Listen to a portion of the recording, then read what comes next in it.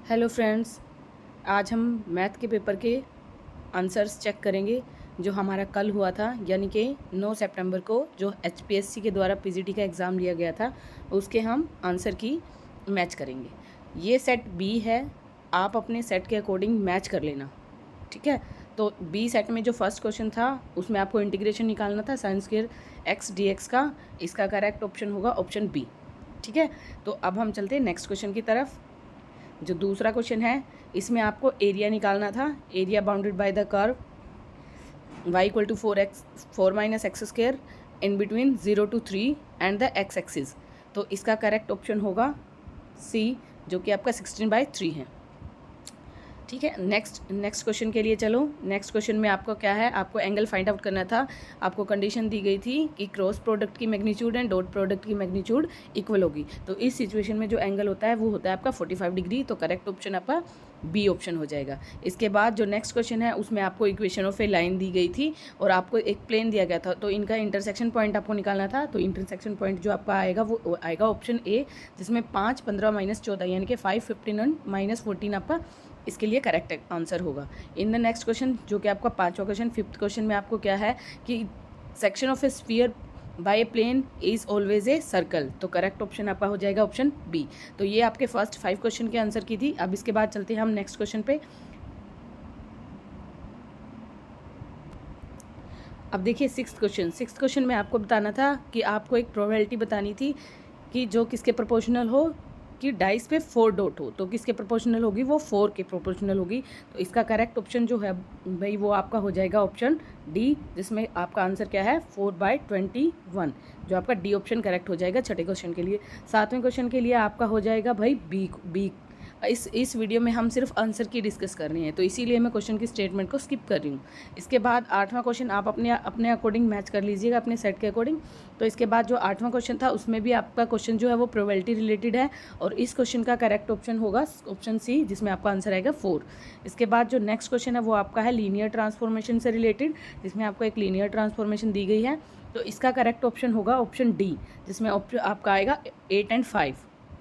इसके बाद जो नेक्स्ट है आपका 10th क्वेश्चन, उसमें आपको क्या दिया हुआ है, eigen value and eigen vector आपको निकालना है। तो इसके अंदर जो आपका करेक्ट ऑप्शन होगा वो होगा डी, जिसमें आपके आइगन वैल्यू 1 आएगी और आइगन वेक्टर आपका 1 और -1 आएगा। इसके बाद जो आपका है लैप्लास ट्रांसफॉर्मेशन का क्वेश्चन है 11वां, इसका ऑप्शन करेक्ट होगा ऑप्शन ए, जिसमें आपका आंसर है 1/s² - 4s + 5। इसके बाद जो नेक्स्ट है आपका 12th क्वेश्चन में आपको बताना था कि दिए गए क्वेश्चंस में से आपका, दिए गए ऑप्शंस में से आपका जो वेक्टर स्पेस है वो कौन सा होगा, सब स्पेस कौन सा होगा या नहीं होगा। तो आपका करेक्ट ऑप्शन होगा ए आपका सब स्पेस होगा, बाकी में से कोई भी आपका सब स्पेस नहीं होगा। तो 12वें के लिए करेक्ट ऑप्शन है आपका ऑप्शन ए। अब चलते हैं 13वें की तरफ। अब देखो इसमें कंडीशन क्या दी गई थी कि जो आपकी मैट्रिक्स है वो डायगोनलाइजेबल ओवर आर के नहीं होनी चाहिए। तो इनमें से आपका जो बी है वो आपकी एक ऐसी मैट्रिक्स है जो सी के ऊपर डायगोनल, यानी कि कॉम्प्लेक्स प्लेन के ऊपर तो डायगोनलाइजेबल है लेकिन आर पे नहीं। तो इसका करेक्ट ऑप्शन हो जाएगा पी। बाकी तीनों जो आपकी वो आर के ऊपर डायगोनलाइजेबल है। इसके बाद नेक्स्ट जो है आपका 14वां क्वेश्चन, जिसमें आपको साइन इनवर्स फंक्शन दिया गया था, इसका करेक्ट ऑप्शन आएगा ऑप्शन बी π/4। इसके बाद जो नेक्स्ट है 15 क्वेश्चन, इसमें 2 लाइन दी गई थी आपको, उन लाइंस के बीच का आपको एंगल निकालना था। तो जो एंगल आएगा वो आएगा आपका 30 डिग्री। इसका मतलब आपका करेक्ट ऑप्शन होगा ऑप्शन बी। इसके बाद चलते हैं हम 16वें क्वेश्चन की तरफ। 16वें क्वेश्चन में आपको क्या निकालनी थी, इक्वेशन ऑफ ए टेंजेंट निकालनी थी दिए गए सर्कल के ऊपर। तो आपका करेक्ट ऑप्शन होगा इसका डी, 3y - 2x = 6। ये आपकी correct tangent equation of tangent होगी। अब इसके बाद चलते हैं हम नेक्स्ट क्वेश्चन पे, जो आपका क्वेश्चन नंबर 17 क्वेश्चन में आपको क्या दिया गया था कि आपको एक वाई की फंक्शन दिया गया था, आप बोलो एक इक्वेशन दी गई थी, आपको डिफरेंशियल इक्वेशन निकालनी थी। तो इसमें आपकी जो करेक्ट डिफरेंशियल इक्वेशन बनेगी वो बनेगी ऑप्शन ए वाली, जिसमें क्या है xy' का स्क्वायर - yy' + 1 = 0। ये आपकी करेक्ट डिफरेंशियल इक्वेशन होगी 17th के लिए। अब चलते हैं 18th में आपको क्या निकालना था। 18th में आपको m और n की वैल्यू निकालनी थी। इस क्वेश्चन में मुझे डाउट है, ये मैंने भी अटैम्प्ट नहीं किया, तो इसके लिए मैं आपसे माफ़ी चाहूँगी, इसका आंसर मैं अभी नहीं बता पाऊँगी। तो अब चलते हैं नेक्स्ट क्वेश्चन पे 19th क्वेश्चन में क्या है कि आपको maximum number of linearly independent solution निकालने थे। तो maximum number of linearly independent solution of this differential equation is 3। इसका 3 है, सी ऑप्शन इसका करेक्ट हो जाएगा। और हाँ, ये मत सोचना कि ये पेपर मेरा है। इसके बाद देखो, इसके बाद है क्वेश्चन नंबर 20। क्वेश्चन नंबर 20 में आपको इनडिटर्मिनेंट फॉर्म बतानी थी। जो इनडिटर्मिनेंट फॉर्म आपकी हो जो नहीं है वो है आपकी डी, क्योंकि ज़ीरो की पावर इन्फिनिटी हमेशा जीरो के इक्वल होगी, और ये आपकी कोई भी इनडिटर्मिनेंट फॉर्म नहीं होती, डिटर्मिनेंट होती है। बाकी जो तीनों हैं वो आपकी क्या है, इनडिटर्मिनेंट फॉर्म है। इसलिए आपका क्वेश्चन जो है वो क्वेश्चन नंबर 20 का ऑप्शन हो जाएगा ऑप्शन नंबर डी करेक्ट। अब इसके बाद चलिए आप नेक्स्ट क्वेश्चन पे चलना। 21, the set of point where F X is equal to this is not differential. इसका आपका एग्जैक्ट आंसर हो जाता अगर यहाँ डी ऑप्शन में जेड की जगह 2 देता, तो आपका ऑप्शन डी ही करेक्ट होगा अगर जेड की जगह 2 है। अदरवाइज मेरे अकॉर्डिंग इस क्वेश्चन का बोनस पॉइंट आपको मिलना चाहिए। अब नेक्स्ट क्वेश्चन में चलते हैं। इसका क्वेश्चन नंबर 22, इसका करेक्ट ऑप्शन होगा 532। इसका करेक्ट ऑप्शन हो जाएगा 532। अब इसके बाद चलते हैं नेक्स्ट क्वेश्चन में। आपका जो क्वेश्चन नंबर 23 है, तो आपकी इस इनइक्वालिटी का जो सॉल्यूशन सेट होगा वो होगा ऑप्शन नंबर डी, यानी कि 6 to ∞। अब इसके बाद 24th क्वेश्चन का जो आपका करेक्ट ऑप्शन होगा वो होगा ऑप्शन डी। इसके बाद नेक्स्ट में जो आपका है 25th क्वेश्चन। 25th क्वेश्चन में आपका जो होगा वो होगा exact answer option number D. Next में आपके पास क्या है, आपको 560 की वैल्यू निकालनी थी, वो आएगी आपकी 16, और जो कि आपका कौन सा ऑप्शन है, ऑप्शन डी। नेक्स्ट क्वेश्चन जो है आपका वो क्वेश्चन नंबर 27। यहाँ आपको के की वैल्यू फाइंड आउट करनी थी, जिसमें आपका 1 रूट गिवन था, तो के की वैल्यू आएगी -8 and that is of in option D. तो नेक्स्ट क्वेश्चन में आपके पास क्या है, आपके पास एक मैट्रिक्स दी गई है और आपको A cube in term of matrix निकालनी थी। अगर हम इसको सोल्व करेंगे, इसको सोल्व करनी पड़ेगा इसकी कैरेक्टरिस्टिक इक्वेशन से, तो वहाँ से निकल के आएगा इसका करेक्ट जो ऑप्शन होगा वो ऑप्शन ए आएगा। जब नेक्स्ट क्वेश्चन क्या है 29। नेक्स्ट क्वेश्चन में आपका क्वेश्चन नंबर 29। क्वेश्चन नंबर 29 में आपका क्या हो जाएगा कि जो इस क्वेश्चन में भाई 29 में डाउट है, इसके चारों ऑप्शन में से एक भी ऑप्शन मैच नहीं हो रहा।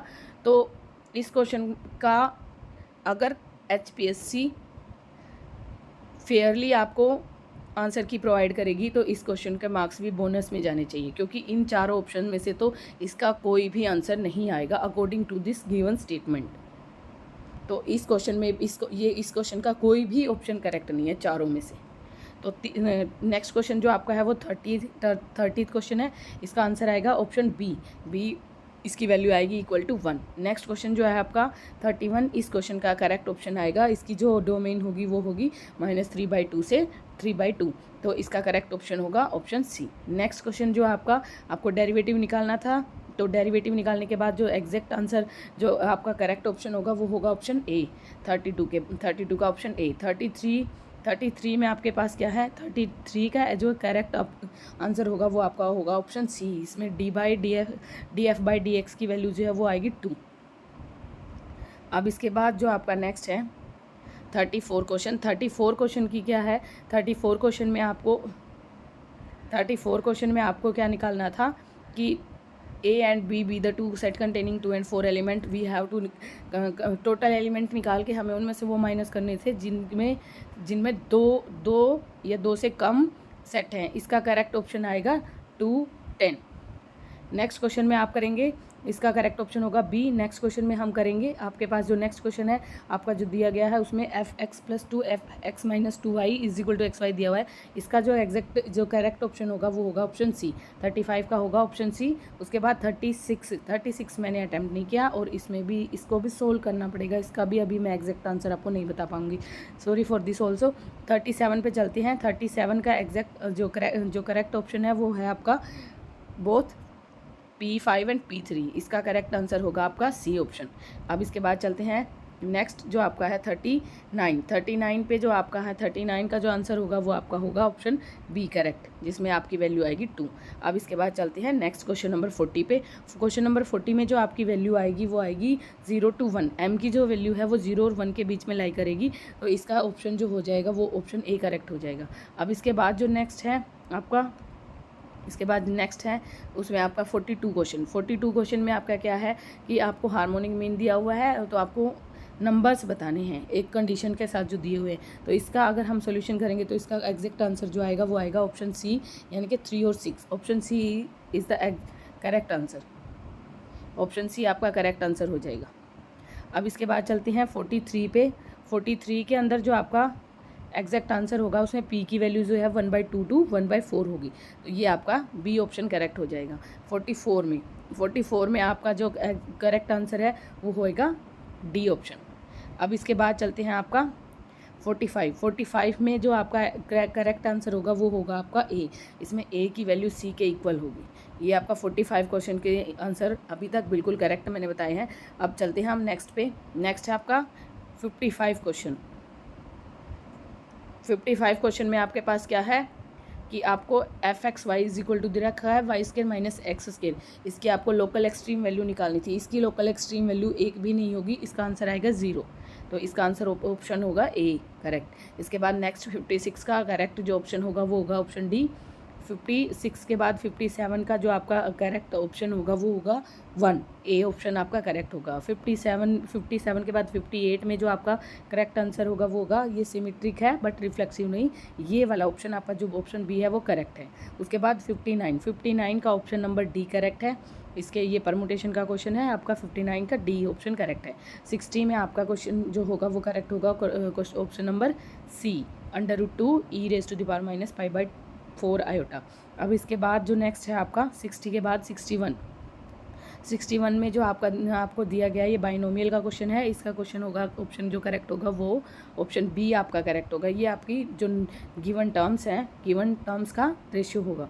अब उसके बाद जो है वो नेक्स्ट क्वेश्चन जो आपका है ये आपका है रिमाइंडर आपको बताना था। इसके अंदर जो रिमाइंडर होगा वो होगा 4।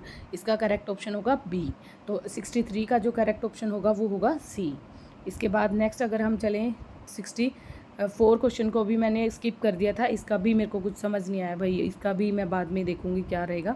65 अब इसके बाद 65 में क्या है, इसके 4 रूट आते हैं, चारों इसको सेटिस्फाइड करते हैं, तो इसका करेक्ट ऑप्शन होगा ऑप्शन बी 1/36। अब इसके बाद जो नेक्स्ट क्वेश्चन है 66, इसमें already a + b + c + x की वैल्यू 0 गिवन है। तो अगर हम निकालेंगे चारों रो को ऐड करेंगे तो ये हमारे पास एक फैक्टर डिटर्मिनेंट का ये भी आएगा, और इस फैक्टर के आने की वजह से पूरा डिटर्मिनेंट क्या हो जाएगा 0। तो इस वजह से 66 का क्या है 0।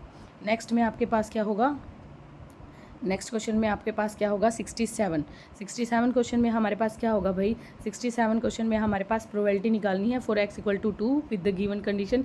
और इसका करेक्ट जो आंसर होगा वो हो जाएगा 25/216। ये आपका करेक्ट नेक्स्ट 67 क्वेश्चन का ऑप्शन डी करेक्ट है। 67 के बाद 68 में आपका 68 का जो आपका क्वेश्चन है वो आपका जो करेक्ट ऑप्शन होगा वो होगा f(x) is uniformly continuous function हो जाएगा।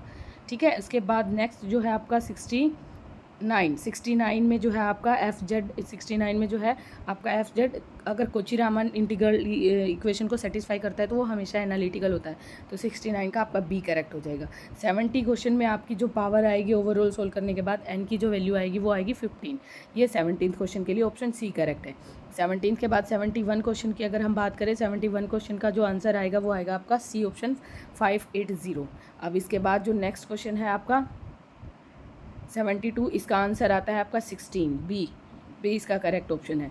73 में आपके पास क्या आता है 20 मिनट्स, इसका ऑप्शन ए करेक्ट है। अब उसके बाद जो नेक्स्ट है 74 का आपका करेक्ट ऑप्शन जो है वो 26 2/3%। 74 ठीक है। 74 के बाद जो आपके नेक्स्ट क्वेश्चन है 75 क्वेश्चन 75th क्वेश्चन में आपका जो ऑप्शन ए करेक्ट हो जाएगा। ये जो आंसर है ये 1 - 2abc, ये जो ऑप्शन है ऑप्शन ए, इसका आंसर है 1 - 2abc, ये आपका करेक्ट ऑप्शन हो जाएगा। 76 के बाद जो है आपका जो वैल्यू आएगी मीडियन की वो आएगी 9, और वो ऑप्शन सी करेक्ट हो जाएगा। ऑप्शन सी के बाद नेक्स्ट अगर हम बात करें तो 77 में अगर हम बात करते हैं तो 77 का ऑप्शन करेक्ट होगा ऑप्शन बी। सो 77 का आपका हो गया ऑप्शन बी करेक्ट।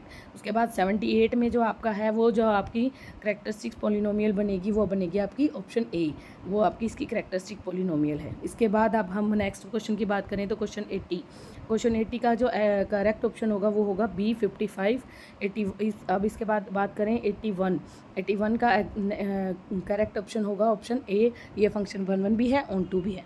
ठीक है, अब इसके बाद नेक्स्ट करेंगे 82 का करेक्ट ऑप्शन होगा ऑप्शन डी, क्योंकि यहाँ स्टेटमेंट में ये बोला गया है कि 2 डिवाइड्स 2n+1, यानी 2n+1 का मतलब है ओड नंबर को 2 डिवाइड करता है। ये एक स्टेटमेंट गिवन है, इसमें कोई मैथमेटिकल वो नहीं है, इसमें स्टेटमेंट गिवन है। अगर ये है, ये स्टेटमेंट गिवन है तो ये स्टेटमेंट इसको फॉलो करेगी, क्योंकि जब हम n को n+1 से रिप्लेस करेंगे तो भी ओड नंबर ही रिप्लेस होगा, तो इसलिए 82 का आंसर है डी। नेक्स्ट 83 का जो करेक्ट आंसर है वो होगा ऑप्शन सी इसका करेक्ट आंसर हो जाएगा। अब उसके बाद 84 का जो करेक्ट आंसर है वो ऑप्शन ए हो जाएगा, ऑप्शन ए। उसके बाद नेक्स्ट में जो है 84 के बाद जो नेक्स्ट क्वेश्चन आएंगे आपके 85 से 86, ये आपके रीजनिंग के क्वेश्चन थे। इसका करेक्ट ऑप्शन है सी, ADF। 85 का तो सी है आपका, और उसके बाद जो 86 है आपका, 86 का डी है आपका ACF, 86 का आपका डी है ACF। तो इसके बाद नेक्स्ट क्वेश्चन जो है 87 आपका, 87 का ऑप्शन आएगा सी। 87 में आप ऑप्शन सी सिलेक्ट करोगे, इसमें आपको दोनों स्टेटमेंट की नीड होगी। अब उसके बाद जो 88 है, 88 में सिर्फ फर्स्ट स्टेटमेंट से आपका काम चल जाएगा, तो इसलिए इसका ऑप्शन ए करेक्ट होगा, इसका ऑप्शन ए करेक्ट हो जाएगा। इसके बाद जो नेक्स्ट है आपका 89 में भी आपका जो गिवन क्वेश्चन को सॉल्यूशन प्रोवाइड करने के लिए सिर्फ एक ही स्टेटमेंट काफ़ी है, तो इसलिए इसका आंसर भी ए आएगा। तो अब उसके बाद नेक्स्ट जो है आपका 90th क्वेश्चन है, 90th क्वेश्चन का ऑप्शन होगा करेक्ट डी। ये तीनों ही नाडा के बारे में स्टेटमेंट जो है वो ठीक है। अब इसके बाद हम बात करते हैं नेक्स्ट, जो लास्ट आपके 10 क्वेश्चन हमारे पास बचे हुए हैं, लास्ट 10 क्वेश्चन के बारे में बात करेंगे। तो अब नेक्स्ट जो क्वेश्चन आपका वो है आपका 91 में जो आपको बताना था कि इन चारों में से कौन सा पॉइंट सेटिस्फाई नहीं करता, इसका ऑप्शन ए करेक्ट है, ए ऑप्शन सेटिस्फाई नहीं करेगा। अब उसके बाद कॉमन टेंजेंट की इक्वेशन निकालनी थी, कॉमन टेंजेंट की इक्वेशन होगी y = 4 × x-1, ये आपका बी ऑप्शन 92 के लिए करेक्ट हो जाएगा। अब 93 के लिए आपका ऑप्शन करेक्ट होगा ऑप्शन बी एन पाई, ऑप्शन बी एन पाई इसके लिए आपका सॉल्यूशन होगा। 93 में आपका सॉल्यूशन आ जाएगा सी π/2, 93 का सी ऑप्शन करेक्ट होगा π/2। अब नेक्स्ट बात करते हैं 94 का सी आएगा। 95 की अगर हम बात करें, 95 का एग्जैक्ट ऑप्शन होगा ऑप्शन डी। 95 के बाद अगर हम बात करें बाकी के लास्ट क्वेश्चन के, जो लास्ट के 5 क्वेश्चन आपके बचे हुए हैं, इसमें इस 96 में जो x की वैल्यू आएगी वो आएगी आपकी -2। और इसके बाद जो 97th क्वेश्चन है वो भी मैंने स्किप कर दिया था, 97th का भी मैं आपको सॉल्यूशन अभी नहीं बता सकती। और इसके बाद 98 का सी ऑप्शन करेक्ट है, 98 का सी है। 99 में आपका क्या होगा, 99 का करेक्ट ऑप्शन होगा नन ऑफ दी, क्योंकि इसमें क्या बोला गया है, पैराबोला के लिए डिफरेंशियल इक्वेशन बतानी है। पैराबोला में सिर्फ एक ही अननोन कांस्टेंट होता है, तो उसकी मैक्सिमम जो ऑर्डर होगा डिफरेंशियल इक्वेशन का वो 1 ही होगा, जहाँ तक मेरा अंदाजा है। तो इसलिए इसका ऑप्शन करेक्ट ऑप्शन डी ही होगा। इसके बाद हम बात करते हैं लास्ट जो आपका क्वेश्चन है, उसका आंसर आएगा आपका ऑप्शन ए करेक्ट होगा, जिसमें आपका आंसर क्या आएगा 0, इसकी वैल्यू 0 होगी। तो ये मेरी तरफ से सभी क्वेश्चंस के आंसर की थी, आप अपने अपने मैच कर लीजिएगा। और प्लीज़ अगर मेरे चैनल पे नए हैं तो do like, share and subscribe my channel. और अब इसके बाद मैं 1 या 2 दिन में वीडियो डालूँगी जिसमें मैं इस पूरे HPSC PGD के जो पेपर है इसके हर क्वेश्चन का सोल्यूशन आपको प्रोवाइड करूँगी जल्दी से जल्दी। प्लीज़ सॉल्यूशन के लिए चैनल को लाइक, शेयर और सब्सक्राइब कीजिएगा। Thank you.